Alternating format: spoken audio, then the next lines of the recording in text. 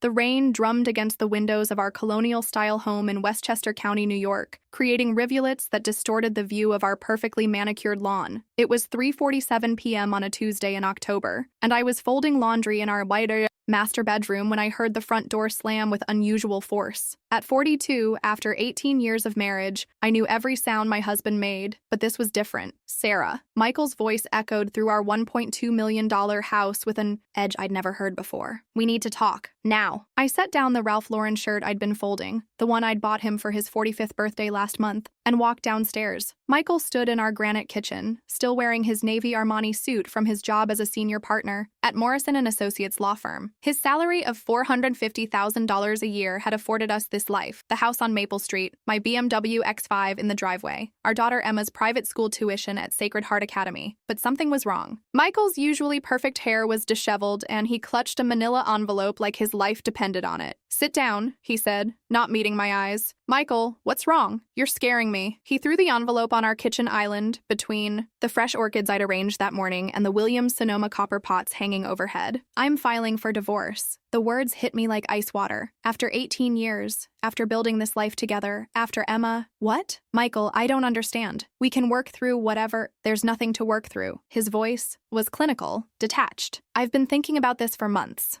I've already filed the paperwork." My hands trembled as I reached for the envelope. Inside were official documents from the New York State Supreme Court dated 3 days ago. 3 days he'd been carrying this secret while I made his coffee, packed Emma's lunch, lived our normal life. "You filed without telling me?" My voice cracked. "Michael, we have a daughter. We have 17 years together." 18, he corrected, coldly. "And that's exactly why this needs to be clean. No alimony, Sarah. The house will be sold, proceeds split 50-50. You'll get half the savings, about $47,000. Emma will live with me primarily since I can provide better financial stability." I stared at him. This man I'd married when I was 24, fresh out of NYU. The man for whom I'd given up my career in marketing to raise our daughter and manage our home. The man who'd convinced me we didn't need me to work because he made enough for both of us. "Michael, I haven't worked in 15 years. I have no recent experience. No, that's not my problem anymore." He was already heading toward the door. "My lawyer says since New York is a no-fault state, this should be straightforward. I'll be staying at the Marriott on Central Avenue until this is resolved." The front door slammed again, leaving me alone in our kitchen that suddenly felt like a mausoleum. Outside, his Mercedes pulled out of our driveway for what I didn't know would be the last time. I sank onto our leather bar stool, the same one where we'd shared morning coffee for a decade, and stared at the divorce papers that would destroy everything I'd built. But in that moment of devastation, something else flickered to life inside me, something Michael had seriously underestimated. The next morning, I sat in my friend Jennifer's kitchen in nearby Scarsdale, clutching a mug of coffee with hands that wouldn't stop shaking. Jennifer, a successful real estate agent, had been through her own divorce 5 years earlier. "He filed without telling you?" Jennifer's voice was incredulous. "Sarah, that's not just cruel. It's strategic. He's trying to blindside you so you'll accept whatever he offers." I pulled out my phone and showed her the text Michael had sent at 6 a.m. "Sarah, I'll give you $2,000 a month for 6 months to get on your feet. After that, you're on your own. This is generous considering you have no legal right to long-term support. Sign the papers." $2,000? Jennifer nearly spit out her coffee. "Sarah, your household expenses alone are probably $8,000 a month. And no legal right to support? That's complete bullshit." I thought back to our early years, when Michael was just a junior associate making $85,000. I'd worked at a marketing firm in Manhattan, earning $45,000, and we'd pooled everything together. When Emma was born, Michael had been the one to suggest I stay home. "We can live comfortably on my salary," he'd said, cradling our newborn daughter. "Emma needs her mother, and honestly, with my career trajectory, you won't need to work again." It had seemed romantic at the time. Now it felt like a trap that had taken 18 years to spring. "Remember how you used to handle all the finances before Emma was born?" Jennifer asked. "You were brilliant with numbers. Michael didn't even know how to balance a checkbook when you met him." She was right. I'd been the one to set up our investment accounts, research our mortgage options, and manage our early budgets. After Emma was born, Michael had gradually taken over the finances, saying it was one less thing for me to worry about. "Jennifer, I haven't even seen our bank statements in years. He handles everything through his firm's financial advisor. I don't even know what accounts we have." "Then that's where we start," Jennifer said firmly. "Sarah, Michael makes almost $500,000 a year. You've been married 18 15 years. You contributed to building his career by managing the home and raising Emma. You're entitled to significant spousal support, and he knows it. That afternoon, I called my neighbor, Mrs. Chen, who worked as a paralegal at a family law firm in White Plains. She agreed to meet me at Starbucks on Mamaroneck Avenue. "Sarah, I've seen this before," Mrs. Chen said, reviewing Michael's proposed settlement on her tablet. "Successful men who think they can intimidate their wives into accepting pennies. But New York law is very clear about spousal support, especially in long-term marriages where one spouse sacrificed career advancement."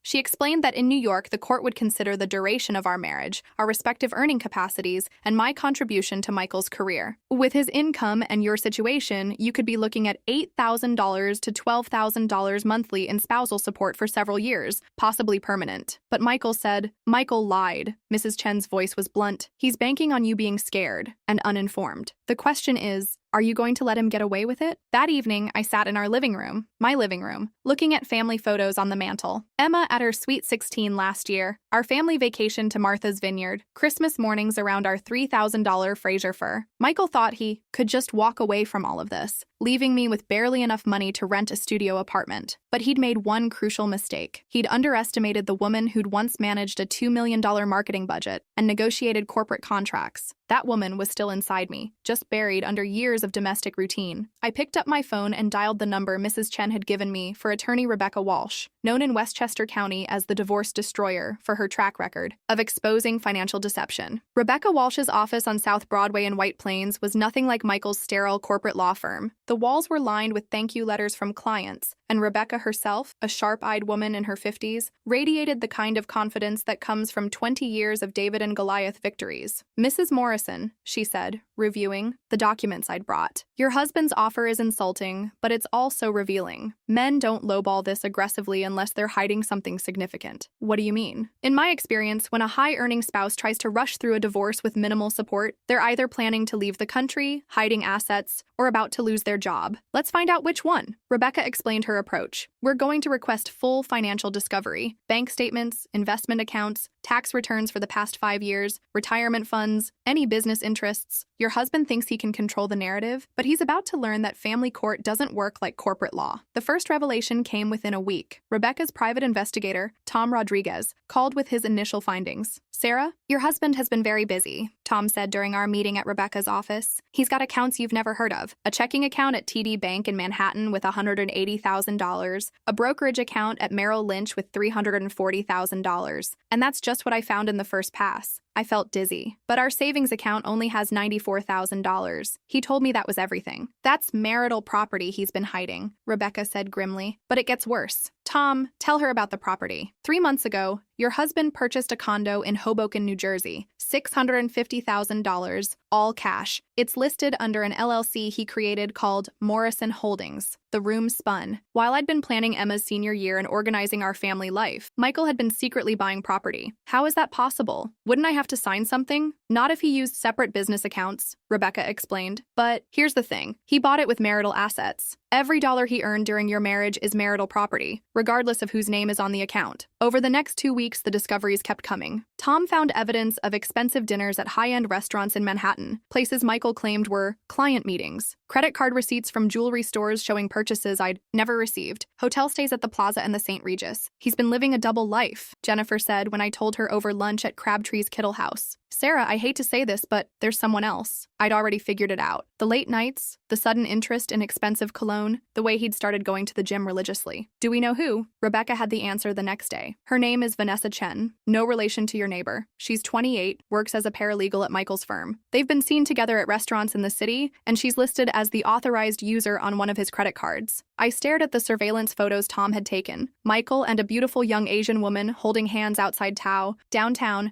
sharing an intimate dinner at Le Bernardin. The same man who'd told me we needed to tighten our budget had spent $400 on a single dinner with his girlfriend. "Sarah, this actually helps our case significantly," Rebecca said. "He's been dissipating marital assets on his affair. The court takes a very dim view of that behavior." But the biggest revelation was yet to come. Rebecca's forensic accountant, Dr. Patricia Williams, discovered something that changed everything. "Sarah, your husband has been systematically hiding income," Dr. Williams explained, spreading financial documents across Rebecca's conference table. "Look at these tax returns versus his actual partnership distributions from Morrison and Associates." She showed me the discrepancy. Michael's reported income of $450,000 versus partnership disbursements totaling $720,000 annually for the past 3 years. He's been funneling the excess into offshore accounts, Dr. Williams continued. I've traced approximately $800,000 to accounts in the Cayman Islands and Switzerland. I felt like I was going to be sick. He's been stealing from our marriage for 3 years? Worse than that, Rebecca said. He's been planning this divorce for at least that long. The offshore accounts, the secret property, the affair, none of this is spontaneous. Michael has been systematically looting your marriage while keeping you in the dark. That night, I sat in our kitchen, the same kitchen where he'd ambushed me with divorce papers, and realized the full scope of his betrayal. The man I'd trusted with my life, my future, my daughter's security, had been treating our marriage like a business he was liquidating. But Michael had made one critical error in his calculations. He'd forgotten that I wasn't just his wife. I was the woman who'd once negotiated million-dollar marketing contracts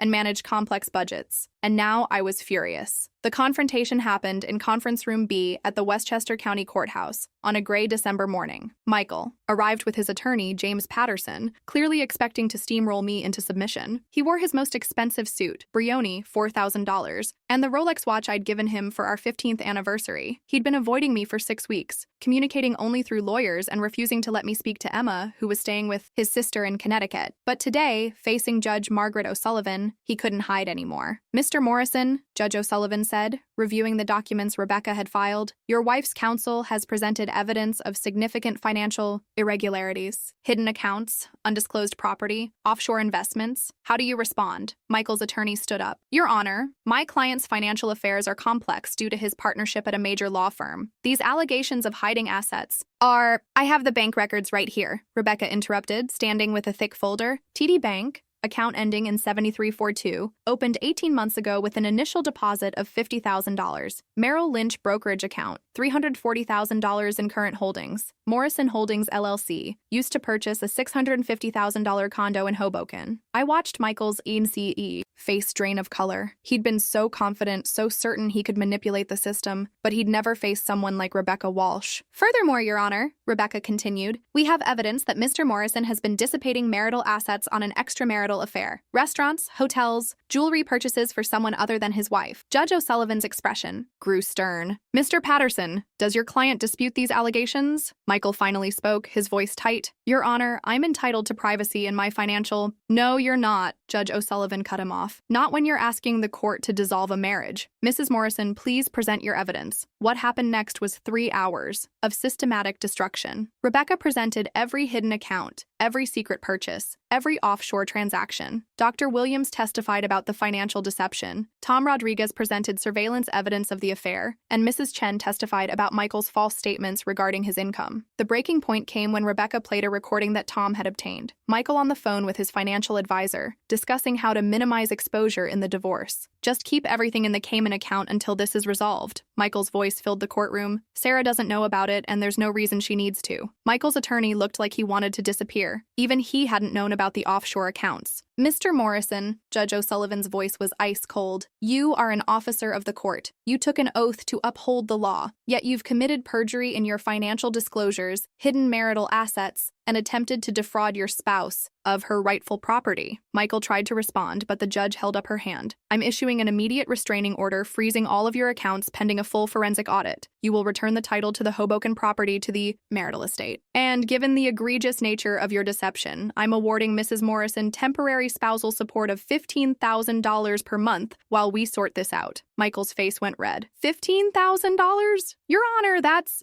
less than what you've been spending on your girlfriend, Judge O'Sullivan snapped. Mr. Morrison, you have 30 days to provide a complete and truthful accounting of all marital assets. If I find you've hidden even one more dollar, I'll hold you in contempt. Outside the courthouse, Michael grabbed my arm in the parking lot. Sarah, you're destroying everything. Think about Emma's future. I pulled away from him, feeling stronger than I had in 18 years. I am thinking about Emma's future. I'm making sure her father can't steal from her the way he stole from me. You think you've won? Michael's mask finally slipped completely. I'll appeal this. I'll drag this out for years. You'll what, Michael? Hide more money? Commit. More perjury? You're a lawyer. You know exactly how deep the hole you've dug goes. Rebecca appeared beside me. Mr. Morrison, I'd recommend you focus on complying with the judge's order rather than making threats. We have evidence of witness intimidation as well. Michael stormed off to his Mercedes, but I noticed something different about the way he carried himself. The confident swagger was gone. For the first time in our relationship, Michael Morrison looked like exactly what he was, a cornered man who'd finally been caught. 6 months later, I stood in the same courthouse for the final hearing, but everything was different. My hair was shorter, styled at a salon in Manhattan. I wore a navy Diane von Furstenberg dress that I'd bought with my own money. From the consulting business, I'd started helping small companies with their marketing strategies. The forensic audit had uncovered everything: $1.2 million in hidden assets, the Hoboken condo, and evidence that Michael had been planning his escape since Emma's sophomore year in high school. But the investigation had also revealed something even more damaging. Michael had been embezzling money from his law firm's client escrow accounts to fund his secret accounts. Mr. Morrison, Judge O'Sullivan announced, based on the complete financial disclosure, the court awards Mrs. Morrison 60% of all marital assets, totaling approximately $1.8 million.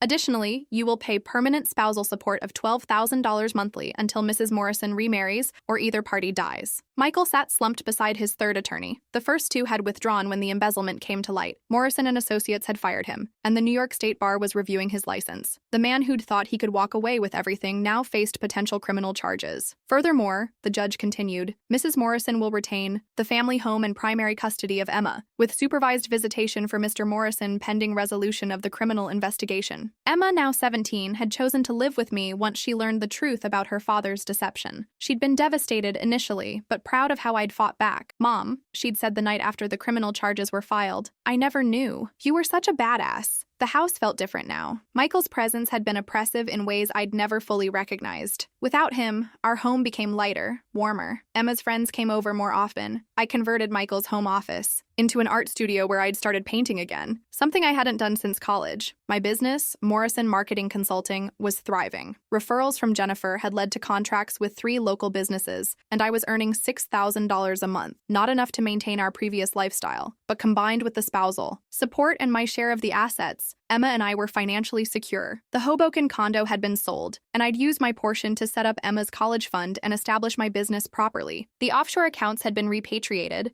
and Michael had been forced to pay significant penalties to the IRS. You know what the best part is? Jennifer said during one of our weekly lunches. Now at restaurants I could afford to pay for myself. You didn't just win, you exposed him completely. Every lawyer in Westchester County knows what he did. She was right. Michael's reputation was destroyed. The embezzlement charges had made the local news, and the legal community was small, enough that everyone knew the details. The man who'd tried to leave me penniless and humiliated was now living in a studio apartment in the Bronx, working as a document reviewer for $35 an hour. But the real victory wasn't financial. It was personal. I'd rediscovered who I was before I became Michael Morrison's wife. The woman who'd negotiated corporate deals, who'd managed complex budgets, who'd once had ambitions and dreams beyond managing a household. Emma saw it too. Mom, you're different now, she said one evening as we cooked dinner together. Something we'd never done when Michael controlled our schedule. You're like yourself. 3 months later, I received a call from Michael. His voice was hollow, defeated. Sarah, I know I don't deserve to ask, but I'm going to prison. 18 months minimum. Could Emma visit me? I looked out the window of my home office, at the garden where Emma and I had planted vegetables last spring. That's Emma's decision, Michael. She's 18 now. But if she chooses to see you, it won't be because you manipulated or threatened anyone. It'll be because she forgives you, which is more than you deserve. After I hung up, I realized something profound. I felt sorry for him. Not enough to forgive what he'd done, but sorry that he'd chosen to destroy everything good in his life for money, and a 28-year-old paralegal who disappeared the moment his legal troubles started. The man who'd thought he was so clever, so sophisticated, so much smarter than his stay-at-home wife had lost everything. His career, his reputation, his family, his freedom, and the woman he'd tried to discard had not only survived, but thrived. If you're watching this story, maybe you recognize something familiar. Maybe you're in a relationship where you've been told you're just a homemaker, or that you have no skills, or that you should be grateful for whatever scraps you're offered. I want you to know something. You are not powerless. You have value, you have rights, and you have more strength than anyone has told you. I spent 18 years believing I was dependent on Michael, but the truth was, he was dependent on me, on my silence, my compliance, my willingness to be invisible, the skills that make you a good partner, organization, communication, negotiation, problem solving, financial management. Those are the same skills that can rebuild your life. You just have to remember that you have them. If my story resonated with you, please subscribe and share this video. There are so many people who need to hear that it's possible to fight back, to reclaim your life, and to discover that you're stronger than you ever imagined. Your story doesn't have to end with someone else's betrayal. Sometimes it's just beginning. Hit that subscribe button if you want to hear more stories about people who refused to be victims and chose to be survivors instead. Because the best revenge isn't just getting even, it's becoming the person you were always meant to be.